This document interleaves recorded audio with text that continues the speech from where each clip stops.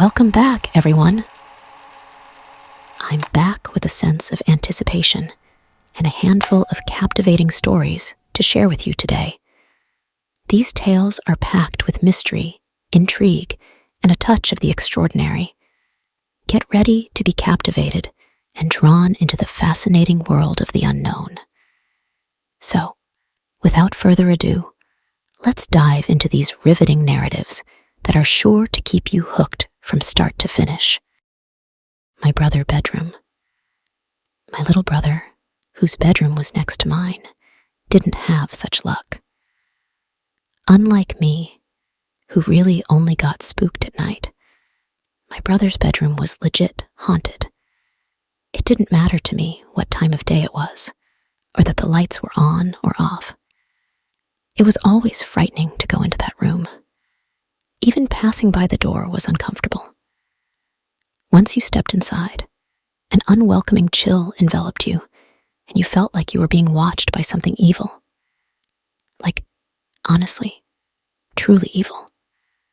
Something so wretched and malicious that you just somehow knew if you were caught by this thing, you'd be hurt or killed, or something worse. Like if your soul had instincts, then they'd be screaming at you to run. And that's just how it felt. The drop-off laundry in the middle of the day. It was so much worse at night.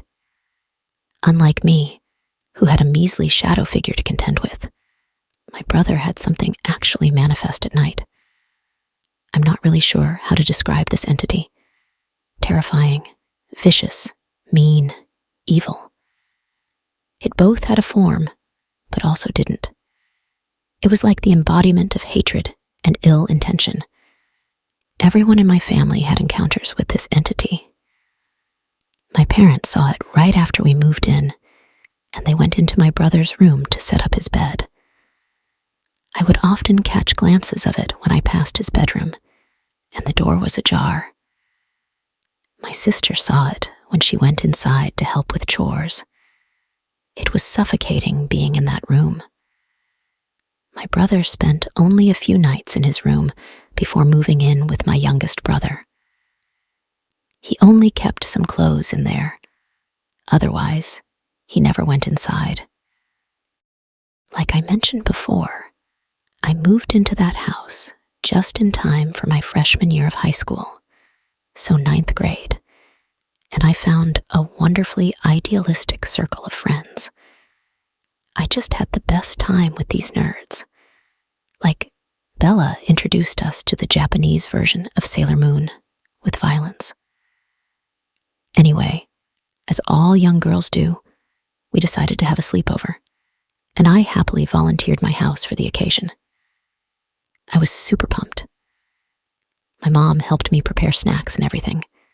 And on that fateful night, me, Bella, Emily, Lily, and Sophia were congregated in the basement living room, which we all called the den, with the intention of staying up all night.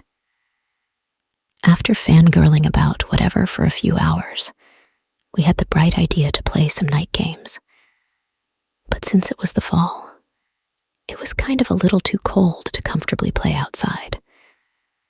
Sophia was always the de facto leader of our group, and she decided that we should play hide and seek, but we had to play with the lights off. Otherwise, it would be too easy. We weren't children, after all. We set up some ground rules.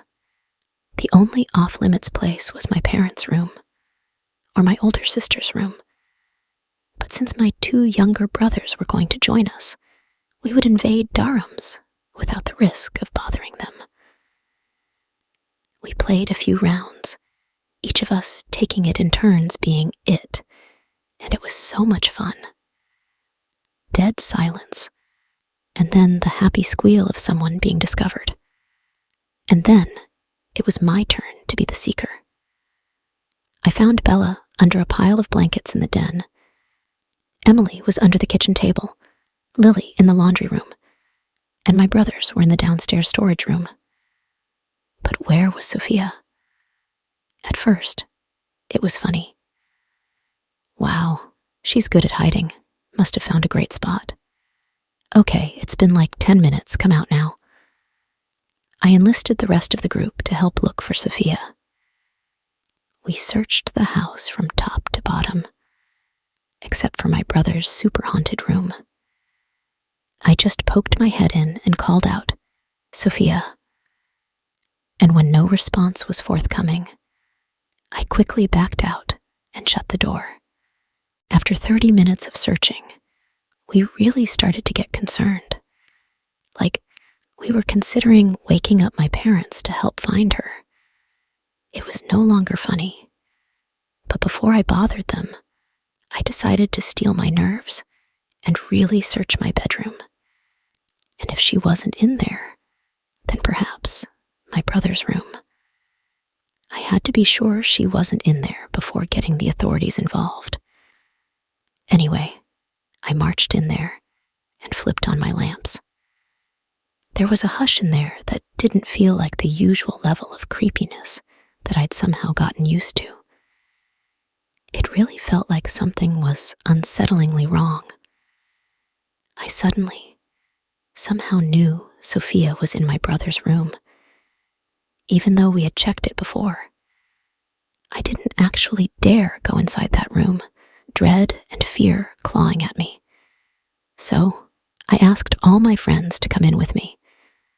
We pulled the door open, flipped on the lights, and stepped in. It was dead silent and cold. There was almost a prickling sensation that washed over us when we walked in, as if we'd walked through some kind of sharp cobweb. Instantly, a terror enveloped us, like a perverse nausea, as if there was something truly evil laughing silently at us. And it was scary. It was so scary, standing in that room, even with the lights on, even surrounded by friends. I looked under the bed, and without direct light casting the shadow away, it was unnaturally pitch black under there. "Sophia," I called, but there was no answer. I didn't look closer. I was too frightened to stare into the dark for longer. Instead, I looked at my brother's desk. At first, I didn't see anything, but it was like there was an unnatural visual distortion, like a ripple in the shadows. And that's when I saw her. Sophia, my headstrong, fearless friend, was curled underneath the desk, shaking and sobbing uncontrollably. I hadn't seen her like that before. I hadn't even heard her like that before. None of us had. But as soon as we saw her, everyone rushed to comfort her. She was pale, and very obviously not okay.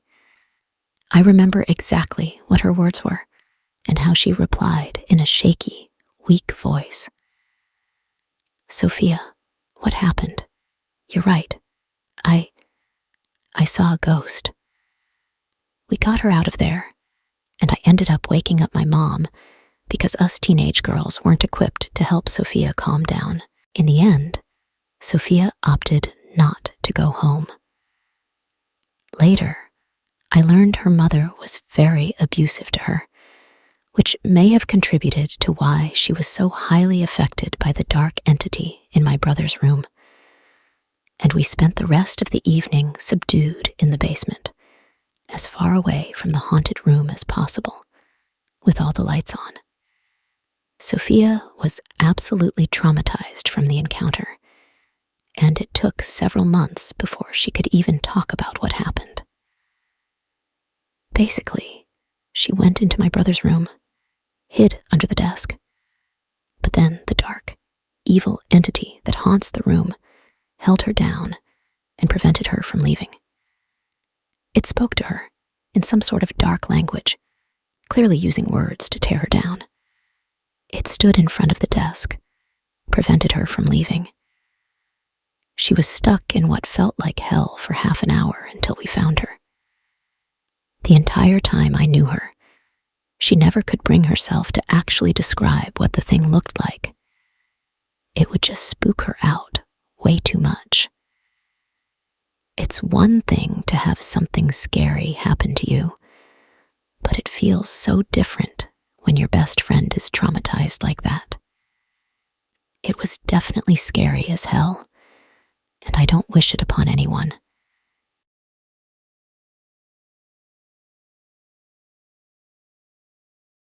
The school bus. I was around 15 to 16 in the middle of the day when I saw a guy crossing the street. In a sprint, a school bus ran him over and never stopped.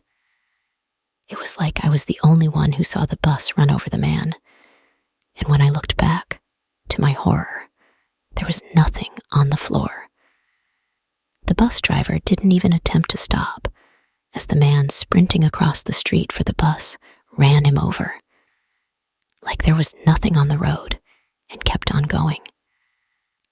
I was in the back seat behind my mom while she was driving. I asked her if she saw the bus run over the man, and she said she didn't see any man. I am 18 now, and still can't explain what I saw that day. And it was then that I began to believe in ghosts. This happened in 2016.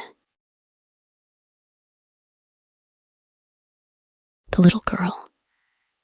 My biological father lives in a creepy old farmhouse he renovated. I was helping him build out the office late one night. He went to the bathroom, and I kept plunking away.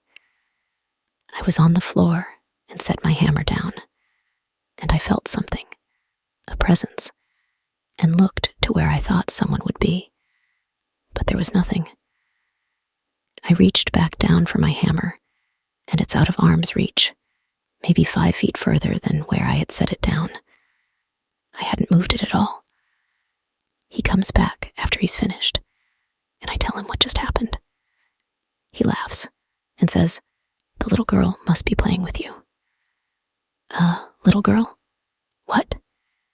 He tells me every now and then he hears a little girl laughing and has even seen her.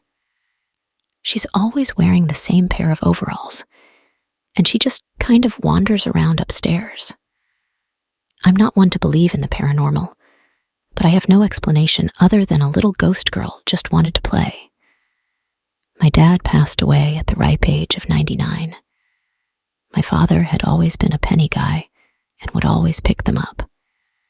He lived through the Great Depression, and his family had always been poor. Anyway, he never believed in wasting money. The day after his funeral, I was in my room with my son looking at some photos. A penny fell off the dresser and rolled across the floor. Not sure what knocked it off, but I jokingly told my son, "Well, I guess your granddaddy's letting us know that he made it." We laughed it off, but after that, we began finding pennies every day. Every time one of us would pick it up, laugh, and say, "Guess granddaddy was here today." The following year, my son turned 21. He was working that day at Six Flags over Texas as a train engineer on their 2 antique steam locomotives. At the end of his shift, he drove home and found me getting ready to go out for his birthday party dinner. He said, "Mom, you know how we always joke about Granddaddy leaving those pennies?" I said, "Sure, I just found one earlier today." He asks me to hold out my hand, and into it, he puts a handful of pennies. He then said, "Count them," which I did. There were exactly 21 pennies. He said, "I found these on the last run I made to the train today." Ghost or odd coincidence doesn't really matter to me, but it made my son happy, and that made me feel great. Maybe my dad really was reaching out to say happy birthday to his only grandson. The bathroom. Closet was built into a wall that was extended inwards towards the room. Now, the bathroom was on one side of the wall, and the foot of my bed was on the other. I never went to the bathroom at night because I once saw a woman in white, dirty clothes, with a lot of stains and long hair on burnt skin, who did nothing but stand there. Even as a kid, I thought it was just me being afraid of the dark and my mind playing tricks on me. I could never see the corner where the bathroom was without getting up because of the wall in between. And I used to stay in my bed and just hold my bladder for years, as I was too scared to get up and peer over the corner. About 10 plus years later, I'm sitting in my new home using my cell phone, and I hear my brother tell my mom, "Mom, as a kid, I used to think our house was haunted because I thought I kept seeing this woman with burnt skin, long hair, and white clothes, with a lot of stains standing near our bathroom door. Must have just been a recurring nightmare. I was in a minor car accident, Tboned at." My story. When I was little, and it's basically my mother and uncle's version, when I was 4 years old, I was really sick. I basically couldn't digest the food I ate, so my body had no defenses, and I was sick pretty often. I never spent weeks in intensive care at the hospital. The thing is, no one knew what was wrong with me. For a year, 3 different doctors were trying to find out what was happening to me. They would make a lot of tests, even for rarer conditions, but they were always negative.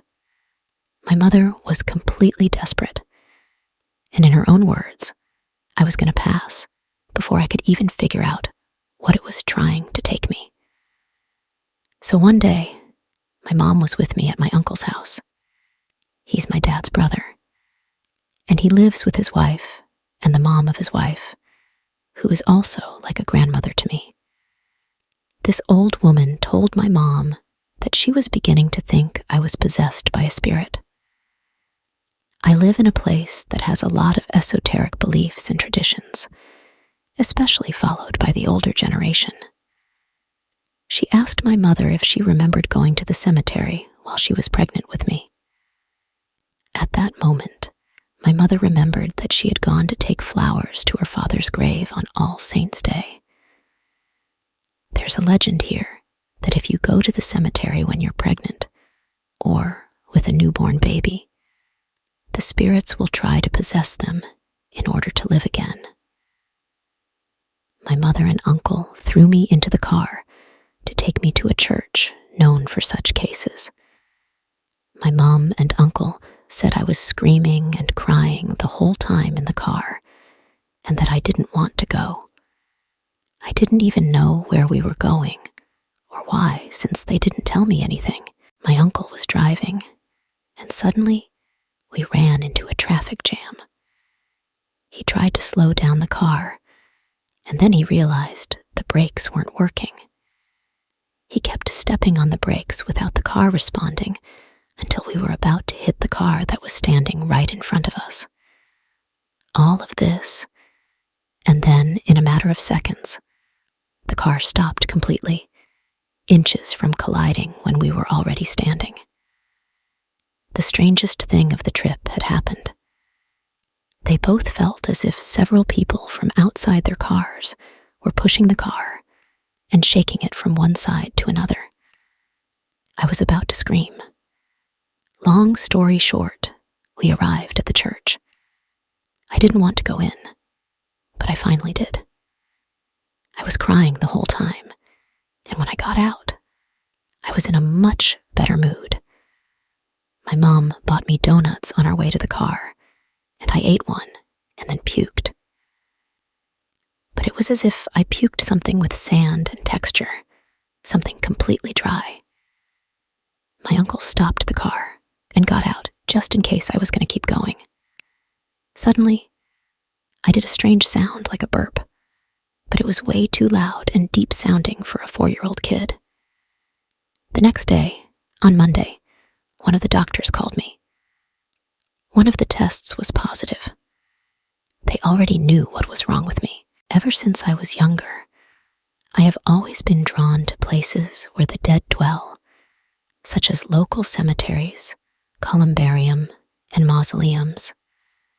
I've always had a strange sensation when stepping foot inside cemetery grounds, particularly within indoor mausoleums. It feels like a chill coupled with an increased spiritual pressure, as if gravity is intensifying. This feeling is always spot on as soon as I would enter a cemetery or mausoleum. I would have thought that I would want to avoid places like that, especially when I'm not visiting my deceased loved ones. However, I find myself subconsciously drawn to these places. Just driving by local cemeteries, memorial parks, I'm subconsciously drawn to enter, even if I express no intention whatsoever. I thought it would perhaps be my emotional response to entering a place of the dead. Therefore, I asked my friend to conduct an experiment where I would deprive myself of my senses. I wear a blindfold as well as earmuffs. He would then drive me around to local places, grocery stores, libraries, in the cemetery, and then tap me when he stopped. I would then identify if I were in the cemetery or not. Shockingly, I was able to identify whether the places were cemeteries or not based off of this feeling, or increased gravity, as I call it. As a scientific individual, I am highly skeptical of the supernatural. However, I have not been able to discern why I have this particular sensation, neurological, spiritual, emotional, or otherwise. What is most baffling to me was the ability to sense, spot on, and more than once, and accurately, whether I was in the cemetery, even by blocking my sound and sight.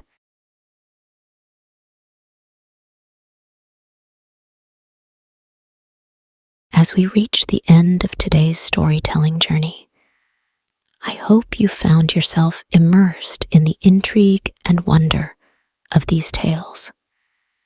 Thank you all for joining me on this adventure into the unknown. If you've enjoyed the stories, don't forget to show your support by liking and subscribing to stay updated with more thrilling content. And remember, your feedback is invaluable. So let me know in the comments which story resonated with you the most, and I'll be sure to cover it in our next session. Until then, stay curious and keep exploring the mysteries of the world around you.